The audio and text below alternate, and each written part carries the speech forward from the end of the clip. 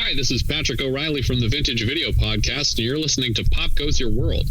If you haven't already, subscribe on iTunes. And while you're there, please leave us a rating and review.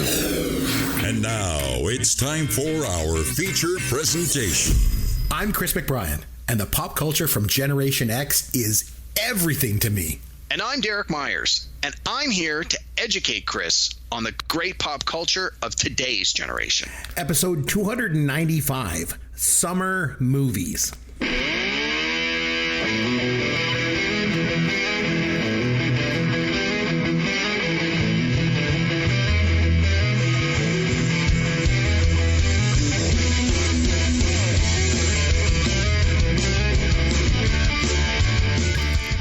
Chris McBrien along with Derek Myers, and you're listening to Pop Goes Your World, the pop culture podcast for the generations. It's the middle of summer, which is, I'll be honest, it's always a challenging time for us to, to make time and get together and, put out content around here. But we decided to lean into the whole summer thing and talk about our favorite summer movies of all time. As we often do around here, Derek and I have each put together a top 5 list of our favorite summer movies, and we're going to run those down shortly for you. But first, Derek, my friend, what is new in the world of pop culture for you, my friend? Haven't spoken to you for a couple weeks. Really? Yeah. Hey, it's good to hear from you. Yeah, you as well. Back. Yeah. I did see that we dropped a couple of greatest hits episodes, so thank you for that. It's always a little bit extra work. Our producer Sloth is on top of things. Yeah. I mean, we're not all teachers. We don't all get 2 months off in the summer, but I understand that since you're off, you got to take advantage of that. So no hard feelings. We're good. Glad we got together to do this. Had a chance to watch I watched a ton of stuff, but I'll try and sort of just keep it to the greatest hits. So last week on Netflix, we got Beverly Hills Cop 4, Axel F. Chris, have you had a chance to watch this? So no, but I did. My wife put on Netflix the other day, and the trailer for it came up. And I was actually shocked at how bad it looked from the trailer perspective. It looked to me, I said to my wife, I said, that's not Axel Foley. That is Eddie Murphy just doing himself. In the scenes that I saw in the trailer, like Axel was in like a helicopter and he was like scared. He's, oh my God. It's like he's mugging for the camera. Axel doesn't get freaked out. He doesn't get scared. He's cool as a cucumber. I don't know. I thought it looked awful. Tell me about it, though. I'm dying to know. It was, I'll say it was fine. It was good. It wasn't amazing. It wasn't great. It wasn't awful. It was certainly no Beverly Hills Cop 3. It was definitely a step up from that. Mm-hmm. We sort of compared it to like Star Wars Force Awakens, how that is very much the same beats as the original Star Wars, but just told from a newer generation point of view. Or Top Gun Maverick is really a lot of the same stuff from the original Top Gun, just sort of retold with younger cast and stuff. We felt this one was much the same. They took sort of the formula that worked for Beverly Hills Cop 1, Beverly Hills Cop 2. They put it in a very light blender to get some of those things. They brought all the cast back, and they all look like dinosaurs because they're really old. They introduced a few new characters, and did it have an edge to it though? Because I felt that Beverly Hills Cop had a bit of an edge to it. Like, it's a comedy, but it had some. I mean, one of the opening scenes, Michael Tandini gets shot in the back of the head. It's like, whoa, what the heck? So was that element in this one? No, it wasn't. What I felt was it was more that there was a little bit, and I don't know if this, I mean, it was probably deliberate, but I don't think they leaned into it hard enough, where they were trying to show you that Axel, being the Axel from 1984, doesn't play in 2024. So, and there were a couple of scenes where he literally tried to do the same kind of like fast talking. Remember in the first couple of movies, he would like put on a persona, basically like as if he was on Saturday Night Live. He would pretend to be someone else. He'd be fast talking. He would just talk his way into or out of a problem. Yeah. He would do a funny voice or it's certain mannerisms to try and make himself someone else, to be a literally different character.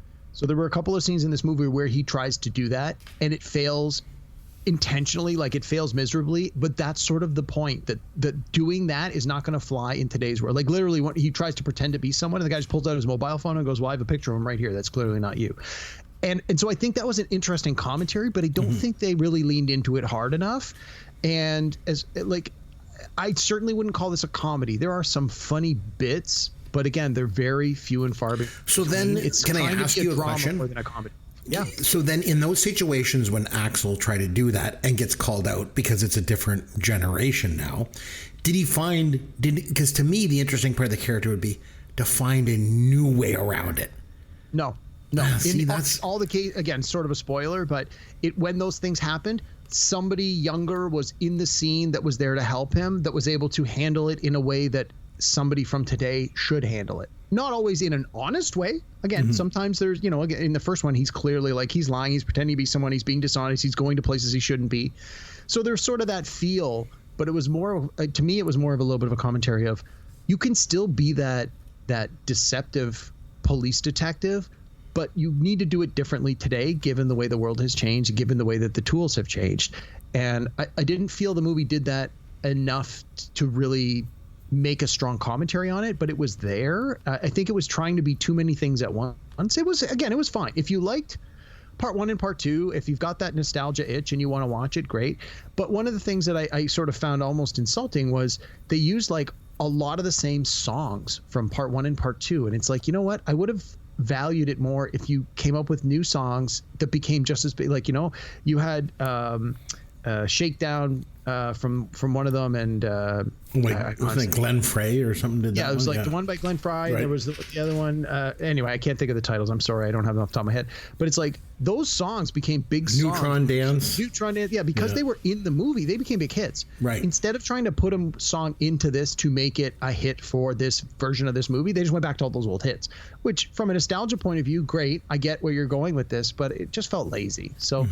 Again, it was fine. It's on Netflix. If you're not paying for the subscription, sure, watch it. Why not? It's Eddie Murphy. I mean, he's got some scenes where he really shines, but there's some scenes where he's looking really old, and you're like, man, you're just clearly just cashing the check. And from what I understand, he got a ridiculous amount of money for this.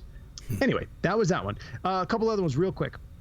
I had a chance to go back and watch the latest movie in the Terminator franchise, Terminator Dark Fate from 2019. This is the one where Linda Hamilton comes back into the franchise. Okay.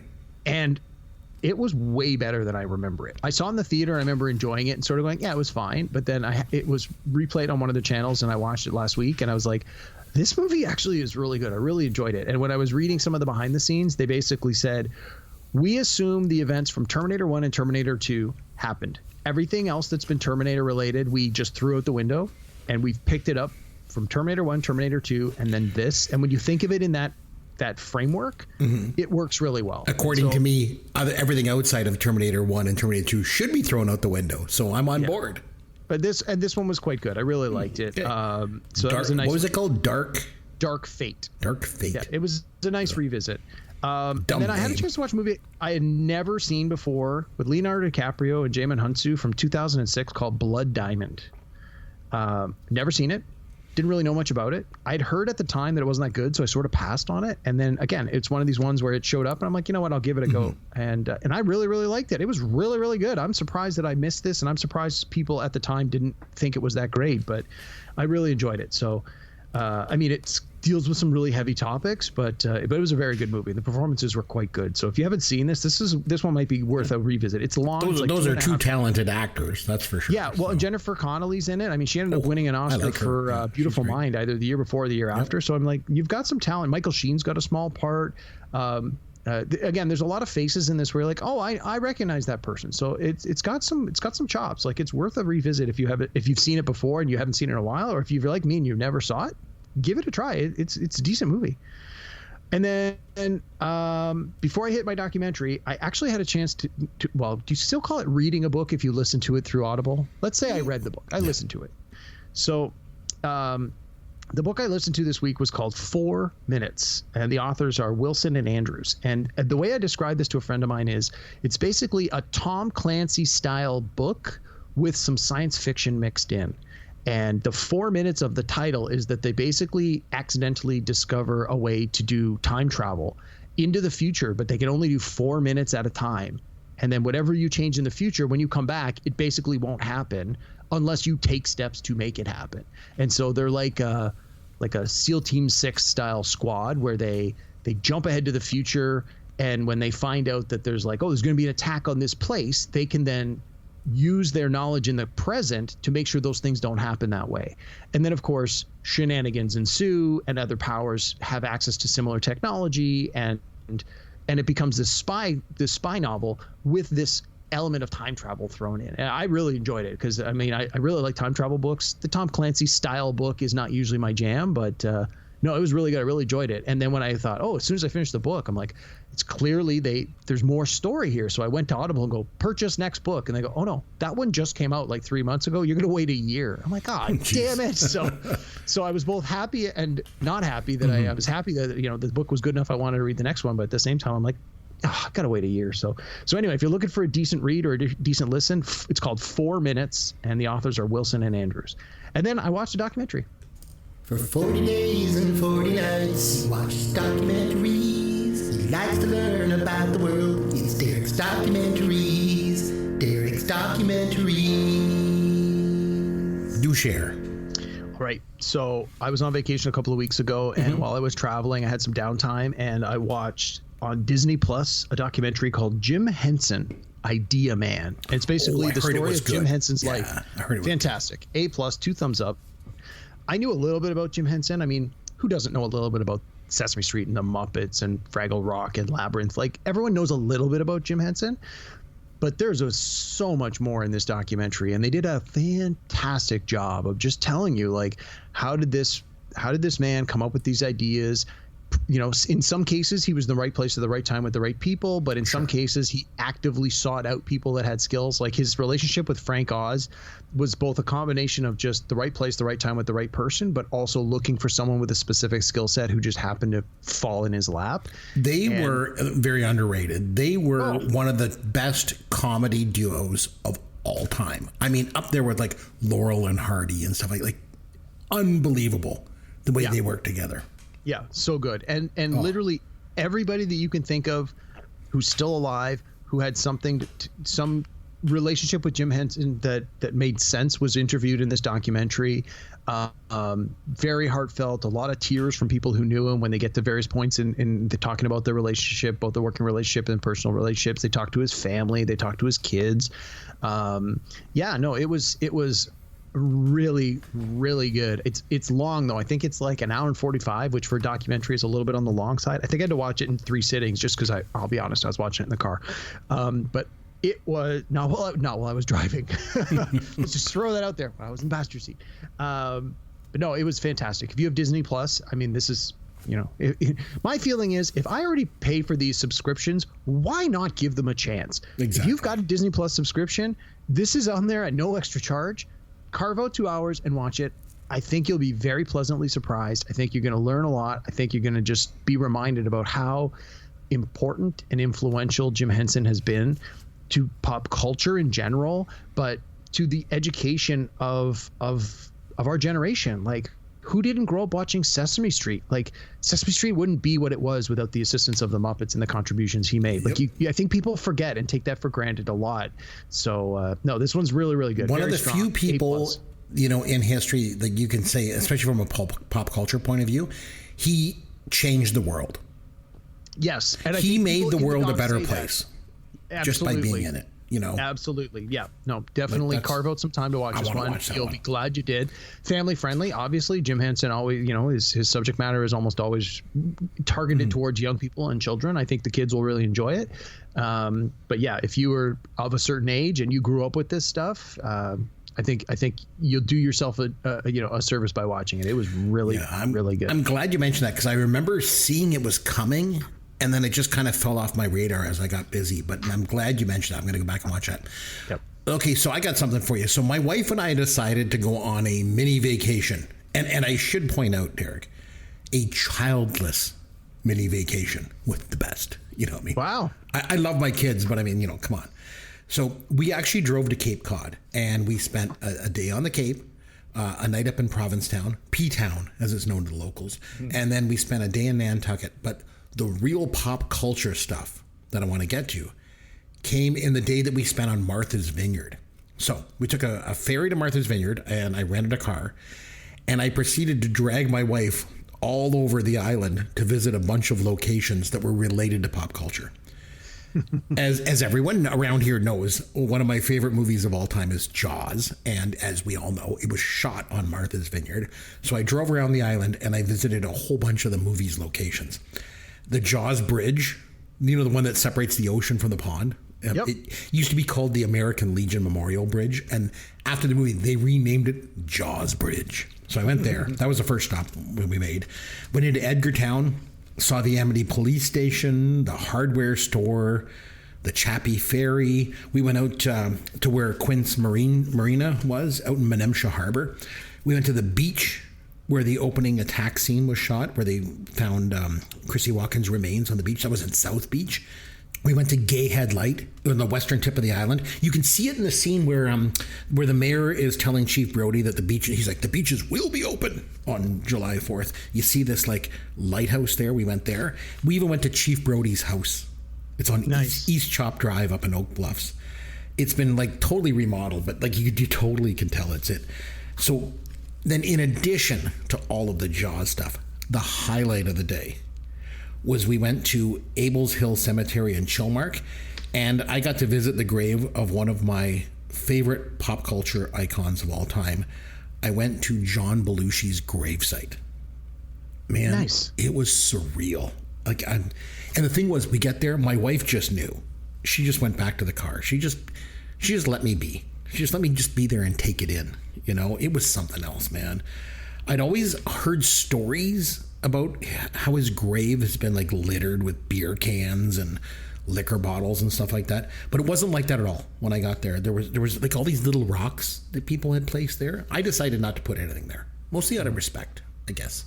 Probably just going into it, I heard all these stories about people, you know, leaving litter there. So I just decided I'm just going to visit, pay my respects. I'm not going to leave anything behind. But someone had taken a bunch of little pebbles and they spelled out poetry in front of the grave. It was just an amazing experience for me. Nice. So anyone that knows me well knows I've been a major lifelong fan of John Belushi, so it was a big deal for me to go there. It was the highlight of the entire trip for me. So needless to say, pretty big pop culture vacation for me. So it was pretty good. Very cool. But very cool. Then, of course, I had to come back and realize that I'm just this lame dad. Here's your dad joke of the week. So because of my visit to Martha's Vineyard, I thought it was only appropriate for me to tell a Jaws joke.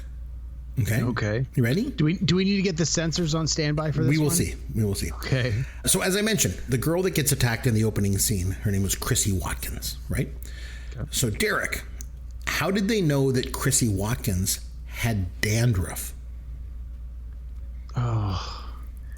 I can only imagine how bad this is going to be, but I don't know. How, Chris? They found her head and shoulders on the beach. I think we need to wash the memory of that joke right out of our hair. Happy pandemic-versary. Don't be ridiculous. Okay, well then, have I got a show for you? Oh yeah, because I watch that show so much. I can't wait for you. Oh, that's right up your alley. 30 bags of potato chips and 12 bottles of liquor. So this looks like something that would be up my alley. I'm doing crappy. How you doing? You're like, I'm doing crappy too. I want it to end. I want them all to go to jail. We need to lock you up for telling that joke. I think that would be best. All right, my friend, I mentioned at the top, it's the summertime, usually a tough time for you and I, for getting together and doing the show and stuff. But, we're doing the best we can. But I reached out to you and I was like, I just got summer on the brain. So what about if we got together and ran down our top 5 summer movies?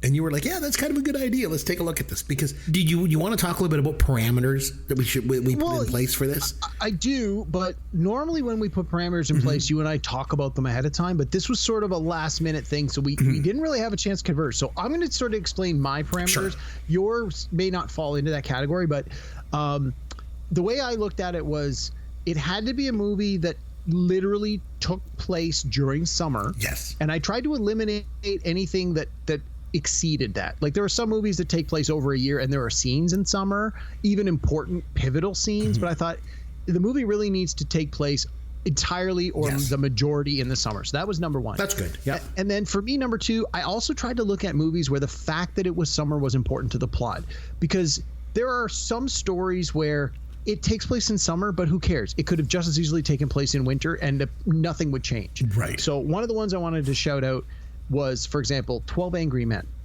which takes You love that place movie, yeah. entirely in the jury room, and it's supposed to be really hot, and there's no air conditioning, and that's a small part of the story when eventually they figure out how to turn on the fans. But honestly, if that little detail was taken out and that movie took place in winter, it would still be fantastic. So I don't think I could call a movie like that a summer movie. Like, to me, summer needed to be an important part of the story. Something that it wouldn't work if this story happened in winter, or if this happened over a 3-year span. And in that movie, if depending on where that movie takes place, if it's down in like Georgia, it's hot as hell in January down there. So exactly, that's so exactly not the same thing. Gotcha. And then the other thing was, I know we generally do these things where it's like, these are my favorites. And I, for the most part, I did that. But there was one movie on my list, which will actually be my first one on my list, where it may not be my favorite, but I felt it was an important summer movie, and it needed to be mentioned. And it may be on your list, because again, we don't compare our lists. Nope. But I'll talk about it when I get to it in a minute. But I did feel it needed inclusion, and so that I put it at number 5, because it's like, I don't personally care for the movie, but I feel that a list about summer movies can't be complete without it. And then other than that, I just want to say, as I mentioned multiple times on this podcast, I'm not a big horror movie person. And I know there are a ton of horror movies, and hopefully I'm not stepping on your list too much, but there's a ton of horror movies that take place at summer camp, at the lake, right? Things like that. And I know what you did last summer. Like it's right in the title. Things like that, like Friday the 13th, and like a lot of these ones that take place during summer camp, or when they go away, or the parents have gone away and left the kids. Yeah. And there's obviously that trope has been used for decades. It's not exclusive to the 80s by any stretch of the imagination. I don't watch those movies. I've never seen those movies, so I can't include them on my list. I try never to include a movie on my list I haven't actually watched before. So I know there's going to be people listening to this podcast screaming, going, how did you not put Midsommar on there? I'm like, I've never seen it. It might be a fantastic summer movie, but I'm not a horror genre guy. So there's no horror movies on my list. No problem. I basically did the same thing. I wanted to make sure summer was like an integral part of the film. If it didn't take place in summer, the film just wouldn't work. Like it had to be like a summer-based movie. And so I basically did the same thing.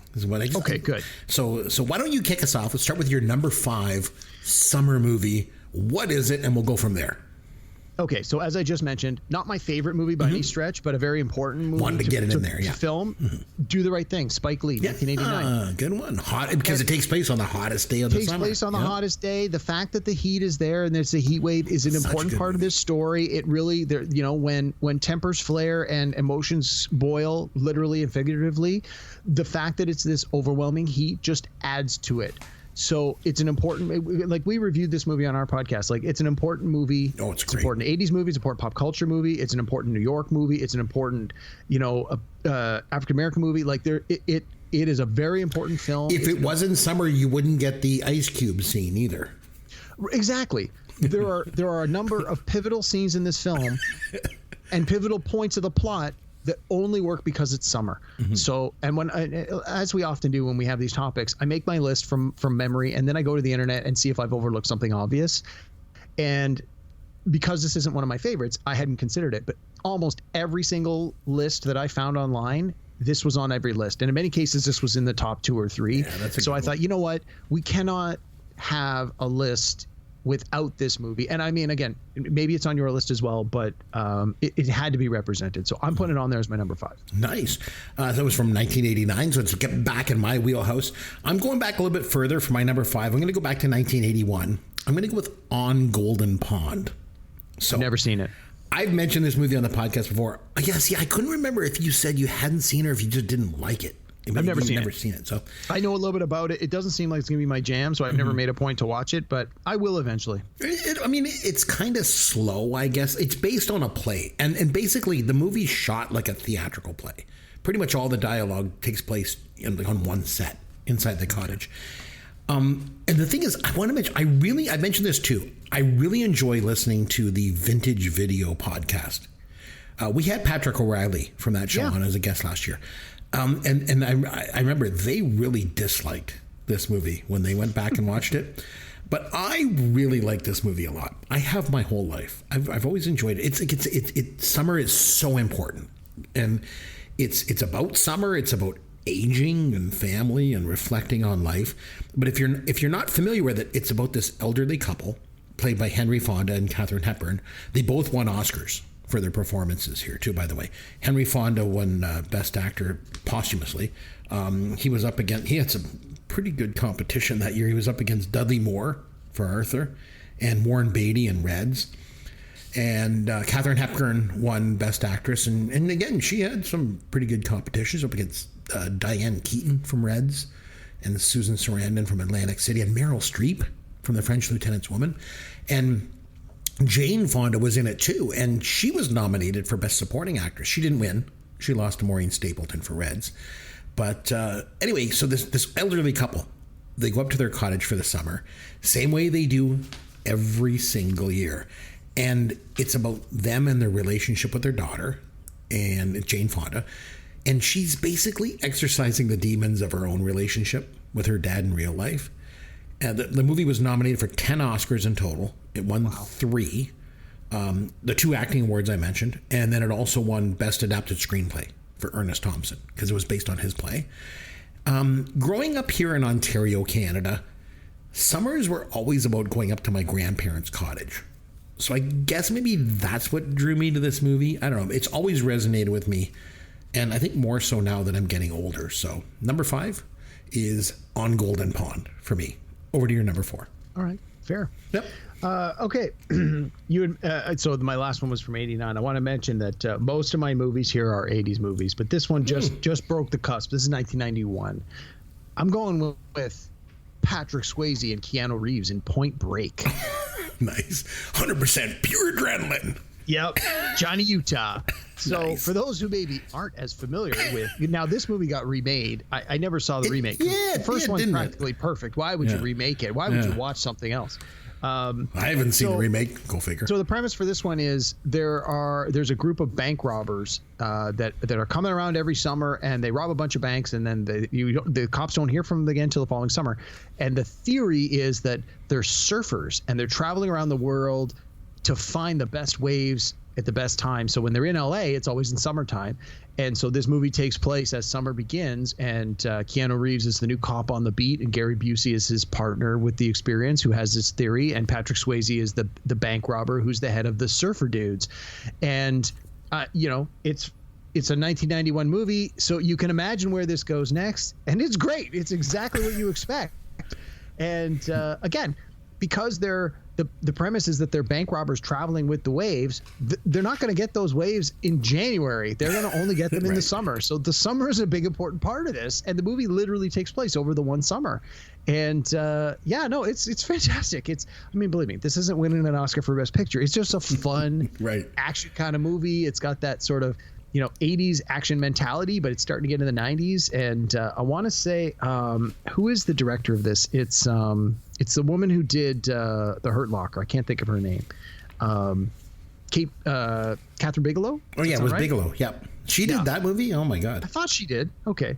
But anyway, no, this movie this is really good. I went back and watched it not too long ago, and I was really pleasantly surprised how well it held up, all things considered. I mean, Patrick Swayze has the big hair, but that was the style at the time. Right? He did, right? So. Yeah. Anyway, my number 4 pick, Point Break, 1991. Right. The original. I like it.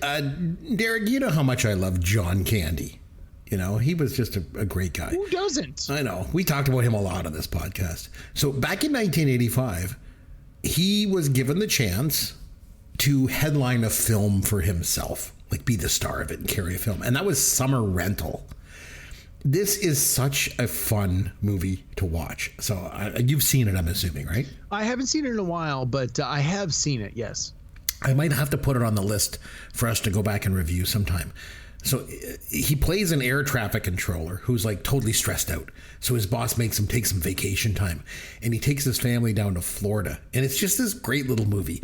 He ends up in the wrong cottage rental, and then the real owners come home and they find John Candy there with his family, and they have to leave.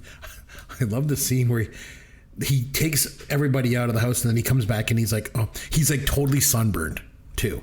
And he walks back in and he's like, I forgot my Noxzema. And then he gets it and comes out. And then he comes back in again. He's like, and my daughter. He forgot his like little daughter in the bed. And then he clashes with this like local big shot played by Richard Crenna. And he's a guy that always wins the sailing regatta in the town. So John Candy teams up with Rip Torn in one of the best roles of Rip Torn's career. Was this character called Scully? It was, yes. Okay, I do remember this. Okay, such a great role for him. And so then they sail against Richard Crenna in the regatta. It's so much fun to watch. Takes place in the summer. You know, there are so many 80s summers movies where there's a boat race or a regatta that takes place. Like, I wouldn't be surprised if we get a couple more of those in this list. There is. It was kind of a thing, wasn't it? It must have been. I mean, everyone loves hating the rich white douchebags. So, right. You know, exactly. It's an easy punching bag. So, you know, I think with this movie too, like any family that's ever been on vacation together can relate to some of the things that happened to this family in this movie. So it's just a good movie. Summer Rental 1985 is my number 4. So your number 3, what do you got? Nice. My number 3 is a classic. National Lampoon's Vacation. Of course. Like, come on. This is the ultimate summer movie. I mean, it's 1983. It's Chevy Chase, arguably the best work he's ever done on film. I think that's you can make a strong case for that. That or Fletch. Yeah, I agree. I was going to say, that's what I was just about to say. Yeah. It's between that or Fletch. Yeah. Doesn't matter when you grew up, but there was always a summer where your parents were like, we're jumping in the car and we're taking this road trip to somewhere that you probably don't want to go, but it's summer, whether it's a lake or a cottage or Disneyland or Wally World or Canada's Wonderland here in where we are. Like, everybody's lived through this where you're the kid in the back seat of the long road trip. I mean, at least in today's day and age, kids in the back seat have an iPad, but back then, you were stuck in the back seat. And there's just so much about this movie that is so relatable to anybody of a certain age that has taken these kinds of road trips, which I got to think is the overwhelming majority of people. And again, you could do a road trip in the winter, but that would be a very different movie. There's so much of this movie that is specific to the warm weather and the fact that it's summer and the fact that kids aren't in school and they're doing this road trip, and like it's summer is just super important in this film. And I mean, it just celebrated its 40th anniversary last year, so there was a lot of retrospectives on its 40th anniversary. So I think we even did this on our podcast last year, didn't we, as one of our 40s? I think we might have. No, we didn't do Vacation. I don't think. No, I don't think we did. I don't remember. No. We'll have to. We might have to go back and revisit. I think, but again, a lot of other because I listen to a lot of movie podcasts, a lot of them did because it was the 40th anniversary, and again, it's aged nicely. There's certainly a lot in here that is of its time, and there's a lot of over the top humor. But again, this is Chevy Chase at the peak of his powers, and he's never been better. And I mean, I'm not a huge fan of his work, but hats off to somebody like just, you know, giving it their all and just killing it in every scene. Like, this is just hit after hit after hit, scene after scene after scene. So much of this has permeated into like just the vernacular and the pop culture, and has been borrowed or ripped off or done in homage. Like, there's just so many good things in this film. And if you're talking summer films, you got to do the right thing from an art perspective, an importance perspective, but you got to have Vacation in there as just the goofy, off-the-wall comedy summer vacation movie. Clark Griswold is such an interesting character because he's kind of a doofus, but then he's also got a little bit of an edge to him too at times. Like, I don't know. I thought he was good. He was. Really He made what, 4 movies? They did the 4 movies with like sort of the original parents, and then they did like the remake where it's got the guy from Ed Helms from The Hangover. And that's supposed to be the son all grown up. And then Chevy Chase is now the grandfather in sort of the next generation of vacation movies. So, I mean, this is a franchise that has endured, which, you know, all on the strength of the first film.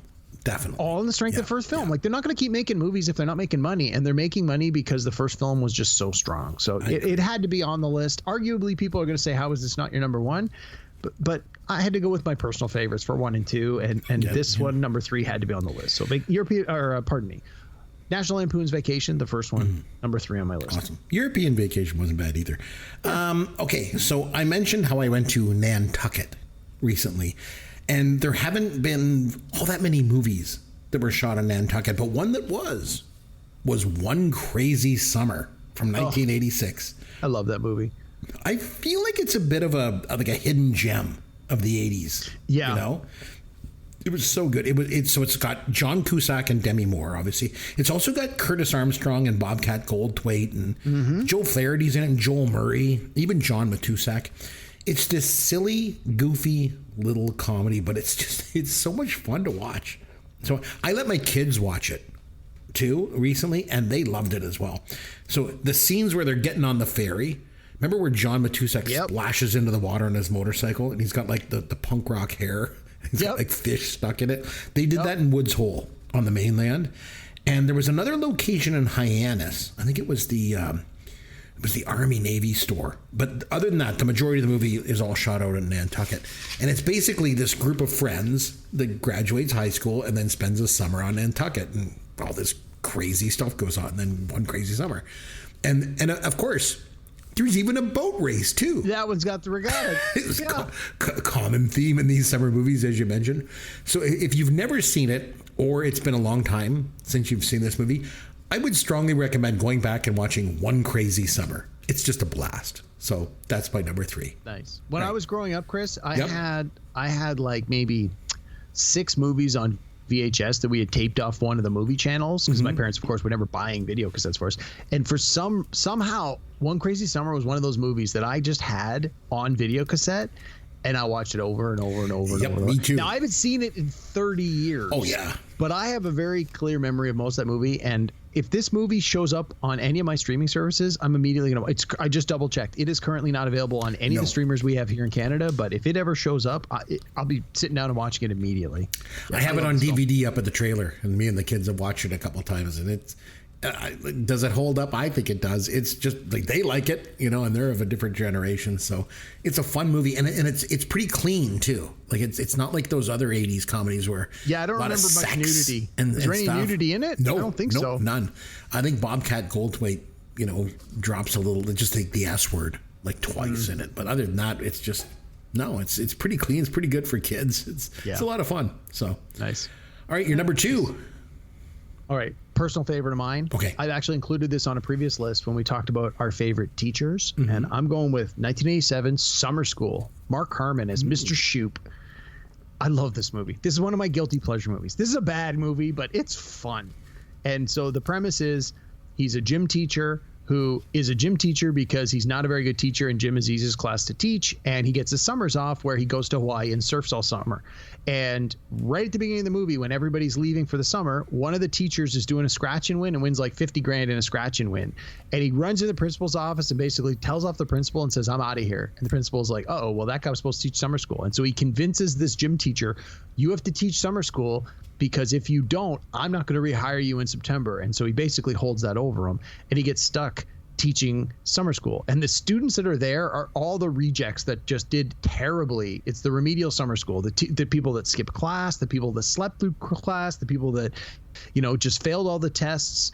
And of course, it's one of these movies where, at the end, he connects with the students and figures out why they all did poorly and helps them all. But it's fun. It's the most memorable, I think, is that there's the 2 guys in the film that are the 2 students that are into horror movies and special effects makeup. And the one kid is called Chainsaw.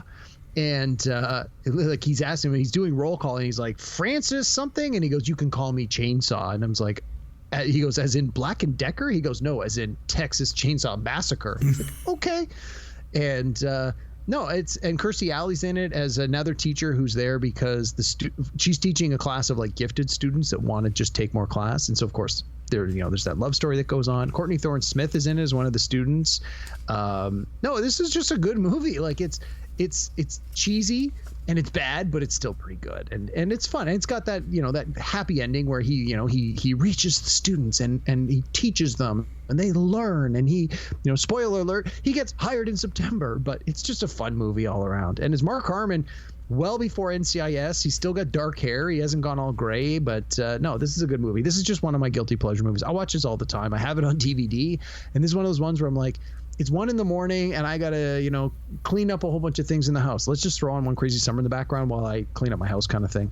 And so that's my number 2. Summer School. Summer School. Yeah. Sorry, I said One Crazy Summer. My mistake. Yeah. All right. Okay, my number 2. I mean, come on. Let's just admit it. There's no way in hell that you and I are going to run down our top 5 summer movies without me mentioning one of my all-time favorites, and that's 1979's Meatballs. Had to go there, right? Oh, I know you don't like this movie, but you are totally wrong. This movie's awesome. Garbage. Oh, my God, stop. So what says summer more than going away to summer camp? You mentioned that before. It's got Bill Murray in it in his first really leading role.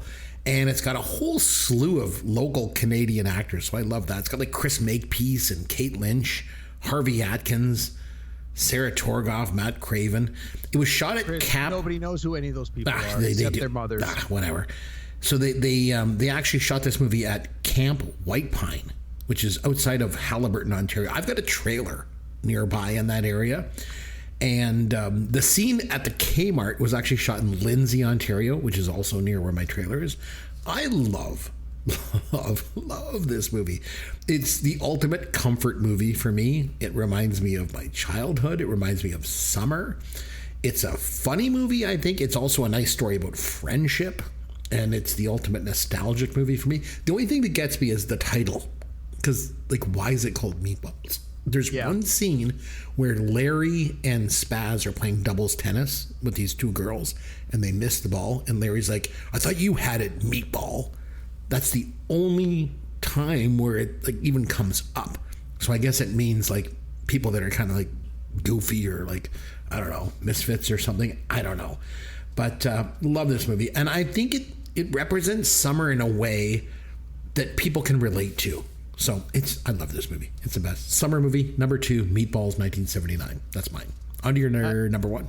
I was gonna say, I at first I'm like, wow, how's that as number 1? But I'm pretty sure I know what your number 1 is. So yeah, I probably can take it well, I guess. All right. Well, there's no way you're gonna know what my number 1 is, and it's because it's from 2001. I know you've never seen it, so this is the most recent movie on my list, and it's my favorite summer movie of the ones we're talking about today, and that is American Pie 2. Now you're like, wow, really, a sequel? So in American Pie 1, which we actually reviewed on this podcast. We reviewed on this podcast. I had not seen until I watched it for this show, and I haven't seen any of the sequels, so I'm interested to know about this one. Yeah, so American Pie 1 is a bunch of students in their last year of high school, and it follows the guys, and they're making a bet. We're all going to lose our virginity by the time we go to prom. And so it follows the kids through their final year of school. Well, American Pie 2 takes place 1 calendar year later. So they've had the summer between high school and college, and then they've all gone away to college for 1 year, and then they come back home after being away for a year. And it follows them through the summer, their first summer back home in their hometown after they've gone to college for 1 year. And one of the things that I really liked about this sequel is they literally got everybody from part 1 to come back for part 2, which is so rare when you have this huge ensemble and you don't sign them to that contract ahead of time. Like you look at things now, like these Marvel movies where they're like, you're going to sign on to play Captain America for 8 movies. Like they didn't do that. The American Pie 1, nobody thought was necessarily going to be a big hit. So you're not signing 12 actors to a 3-movie deal, but they all came back for the sequel, which really, really, really just added to the quality of what was happening. And as someone who, when this movie came out, I was only a couple years older than the characters portrayed in this film. So it really spoke to me. And it was that you've gone away to school. So you think, I'm a grown up now. I'm an adult. I'm maturing. But you move back into your parents' house and you're like, I'm still kind of being treated as a kid, but I've now just spent a year on my own. And it's like that identity crisis of like, well, who am I and what am I going to do? So in the movie, the kids realize this right away when they come back from school. They're like, what the hell are we going to do? And the one guy calls his older brother and he says, like, did you feel like this? And his brother goes, I did. And what we ended up doing was I got all my buddies together. We rented a house down at the beach and we just worked on the beach for the summer and got jobs. And that way we didn't have to live with mom and dad. And we got to continue the shenanigans of being these young kids. But since they all went to different schools, they had not been together for a year. So it was this sort of like, well, reconnecting with your friends. And it was a lot. It was basically a repeat of what all the shenanigans you saw in American Pie 1 year later. Like, how have these things grown and multiplied, and how can you make these gags over the top even more? And it was great. This is, in my opinion, one of probably the top 10 best sequels they've ever made. A lot of times part 2 of a movie is just, make the explosions bigger and the car chases faster and that kind of thing. And they don't always work. But this one, in my opinion, I think American Pie 2 is every bit as good as American Pie 1. And I really liked American Pie 1. And again, it literally is that summer between I'm finished my first year of college. What do I do from then until I go back at the start of my second year of college? And it's a lot of sort of the who am I? finding myself, but again, these are 20-year-old guys. Like, it's fucking fart jokes nonstop, you know. And there's a lot of the things you would expect from an American Pie movie. There's scenes where there's boobs, and there's scenes where they do ridiculous things, and you know, 20-year-old guys get into some pretty crazy hijinks, and sure enough, this movie covers all of them. So in my mind, when you messaged me and said we're doing summer movies, this was literally the first one I thought of. I'm like, this So has you had to be on go the with list. it. Yeah. Had to go with it. Yeah. And then when I put the list Makes together, I'm sense. like, this is probably my personal favorite. And although this is not as good a movie as Vacation or Do the Right Thing, it's certainly not as important as either of those two movies, and it may not stand up the test of time compared to those two. This is my personal favorite. So that's why I made it my number one. And that's what we do here. We do our top 5 personal favorites, right? So, Yeah. All right. What's your number one? No surprise to anyone. Well, I mean, I spent our opening talking about all of the famous filming locations from this movie.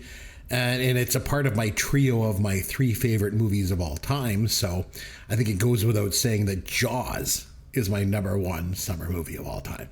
No Oh my question. God, no way. You're kidding me. I didn't see that No, coming a what mile away. shocker. I think, well, I mean, it takes place during the 4th of July on Amity Island with Martha's Vineyard, of course. And the thing was, it scared people so much, it made them afraid to go swimming, which is one of the most popular things that people do in the summer. So summer is integral to the story.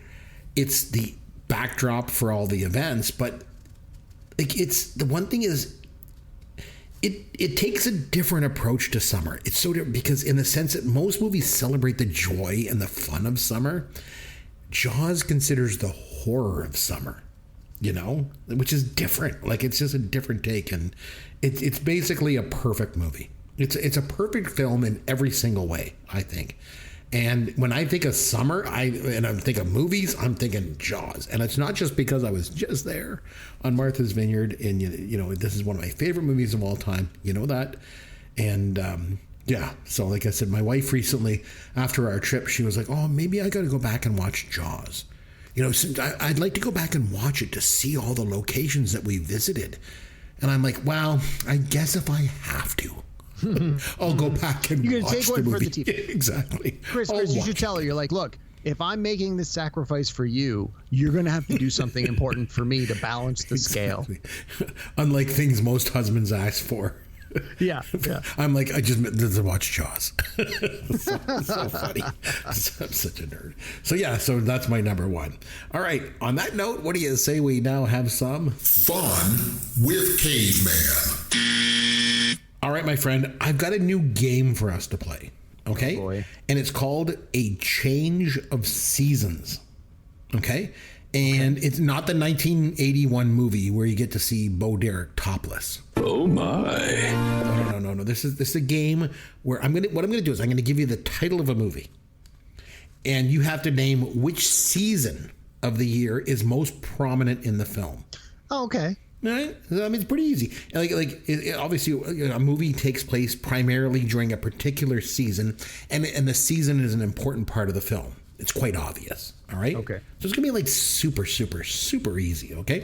I'm going to start you off with some really easy ones, okay? Okay. Spring Breakers from 2012. I'm going to go out on a limb and say spring. See? Easy, right? It's not easy. Okay, 1978, Halloween. That would be fall. You mentioned this one off the top of the show, Do the Right Thing. Summer. All right, we're going to go back to 1993 with Groundhog Day. What season? Oh, I literally watched that today. That would have been in February, so that would have been, are we calling February winter? Let's say winter. Oh, yeah. February is winter. Yeah. Especially here in Canada. Okay, 1980, The Shining. Oh, there's snow all over the place. That's got to be winter. Yeah, he has to go there and take over the hotel for the winter. All right, 1987's Dirty Dancing. Well, they go away to camp, right? So I got to think it's summer. Yeah, they're up in the Catskills for the summer. Okay, Right. 1987 as well, Planes, Trains, and Automobiles. Oh, I think he's trying to get home for Thanksgiving, and that would be in November. Are we calling that fall or winter? Let's call that fall. Yes, it's Thanksgiving. You're right. Okay, 1996's Independence Day. Oh, I almost put that on my list. That's summer. July 4th, you bet. Yeah. All right, Home Alone. Ooh. Well, that's a Christmas one, right? So I got to think winter. 1989's Weekend at Bernie's. I know they go to the beach. I don't. Well, I'm just going to assume if they're on the beach, it's nice weather. Let's say summer. See, you're killing all these. It's all Well, good. I wasn't sure if that was like, well, this takes place in California. It could be any time of year. Right, right, exactly. Let's go with the obvious. It was Let's not summer. overcomplicate. All right, 1999's Good Will Hunting. I mean, that takes place over the school year, so I don't know. I'll say fall. Yes, it's the fall. You really think about that scene with Robin Williams when they're sitting on the bench. It's the fall, and right? all the leaves have changed color. And it's Exactly. the start of the school year when he breaks a code. And yeah. Exactly. Ferris Bueller's Day Off. Well, they're still in school, but I think it's right at the end of the school year, so I'm going to say summer. First day of spring. Oh, Gotta take the day off. All right. 1993's Alive. I've never seen it. That's about a plane crash, right? It's I know they crash on a mountain, so there's a lot of snow. I'm just going to say winter. That is correct. And this movie just fell outside my top 5. 1973's American Graffiti. Wasn't that the last day of school as well? I'm going to say summer. It was on their last evening of summer vacation in 1962. Oh, okay. It was close. Yeah, I mean, if it was on your list, obviously, Yeah. then summer. That way, yeah. You sort of should have. And a bit of a tip off for you. And the last one, 1990's Misery. Ooh. Again, that one had a lot of snow, so I'm going to just say winter. Yes, he crashed his car in a blizzard. That's how he ended up getting there, right? So, Right. I'm a number one fan. and you did really good. You only missed one. I only missed the one, and even I knew it, but I just didn't really know it. Yeah. Yeah. All right. So like I mentioned, summer is a bit of a challenging time for us to put out content. We need to take the next week off as well because we got some things. Maybe on the next 2 weeks. We'll see. Yeah, I mean, yeah. life is what life is, but we'll come back with probably a movie review the next time, right? Yeah, I mean, yeah, we'll do a we don't movie know what review. movie we'll do, but we'll figure it out. We got a couple weeks. We'll figure it out, and then we'll do that. And we'll try and get our producer to put together a best of or two if we're going to be away. But I mean, once we get back, and they get the kids back in school, we all settle back into work, then we'll be back to putting out regular content on a weekly basis. That's for sure, right? In the meantime, sure, it's summer. sure. I'm watching summer movies too in my spare time. So we're doing that. Nice. So I tell you what, until next time, we don't know. It might be in a week, might be in 2 weeks. We don't know. Might be in 3 weeks. I am Chris McBrien, and I just want to say on behalf of myself and Derek Myers, thanks for taking the time to listen to Pop Goes Your World, the pop culture podcast for the generations.